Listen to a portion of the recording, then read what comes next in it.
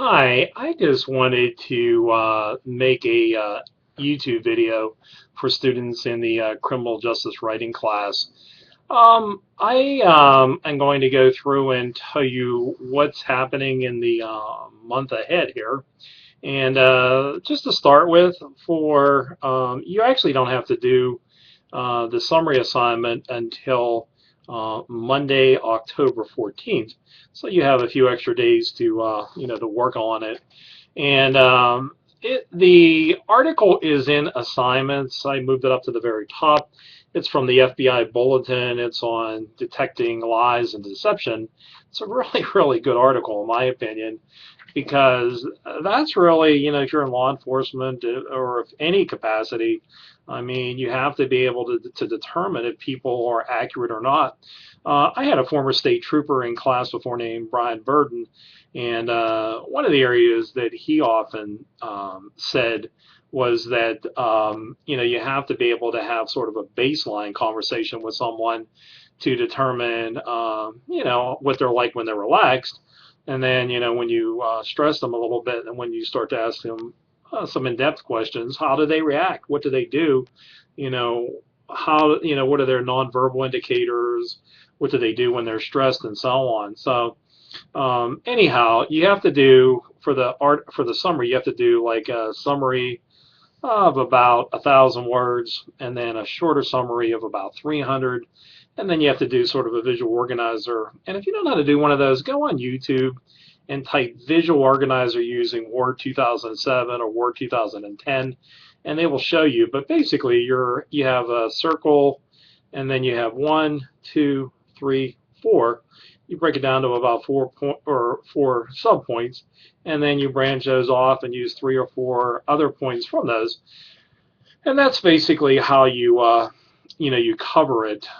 So it's just that you're presenting the same information in 3 different ways. So just wanted to make sure that we're clear about that.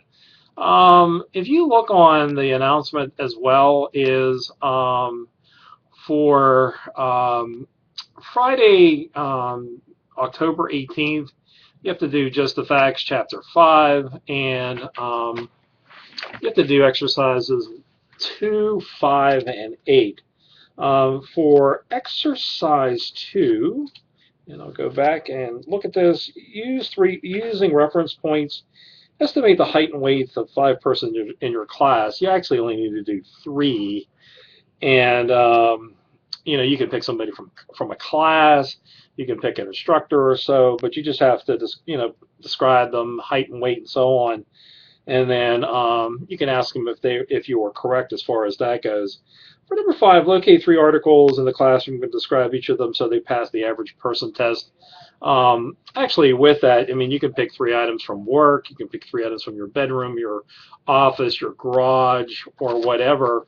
But try to describe them pretty well as far as that goes, because, like, for example, my cell phone, it's actually in pretty new condition. I don't, use it really, really hard, but I've seen phones that have scuffs and cracked, and screen is cracked, and the front is all smudged up and everything.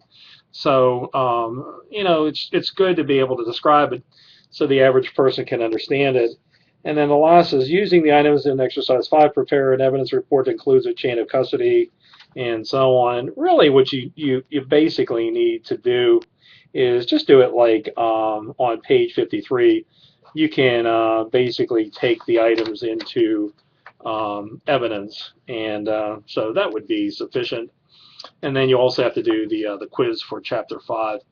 The third item that I need to tell you to do is you're going to have to do a proposal for your investigative report. And I actually see in the online class that one student already posted one. You have to pick a problem in your community, at work, at the college, in your high school, or whatnot. A problem or dangerous intersection. And then you're going to have to look at some of the issues with it. And then when you do the report, it's not due until the end of the semester, but you need to use 5 or 6 sources, and you're going to have to investigate what the problem is, why there is this problem, and then what are some of the short and long-term solutions. Somebody in the online course wrote about drugs in Indiana County. Of course, in Westmoreland County, I think I saw in the newspaper there have been 70 people already this year that have died from drug overdoses. And it's not only just illegal drugs, but it's also these prescription painkillers as well. And unfortunately, there's more and more of these drugs are not necessarily like illegal drugs, but they're like synthetic marijuana, for example. That's much, much more common today. And so you can look in assignments, but I had somebody that wrote about crime in New Stanton. I had a student that worked at a company where people drank and did drugs at work. Very, very dangerous workplace, especially since they use machinery, which was alarming. But there's plenty of dangerous and problem intersections here in our area. So anyhow, that's just a thought as far as a topic that you may want to, or some topics you may want to write about. All right, for the 25th, you just have to do the exercise 6 on pages 70 and 71. And it's just this one right here. It goes from here, and then it goes here. That's where that stops. So you just have to write that narrative report, and then you have to do the quiz from chapter 6. And then the last item for Friday, October 1st, you're going to have to just basically do about 2 to 3 double-spaced type pages on the best and worst verbal directions or instructions. And somebody can give you directions, or it can be a boss, or it can be a teacher, or so on, but you have to do the good ones and the bad ones. So I'll talk about that more later as we get closer to that assignment.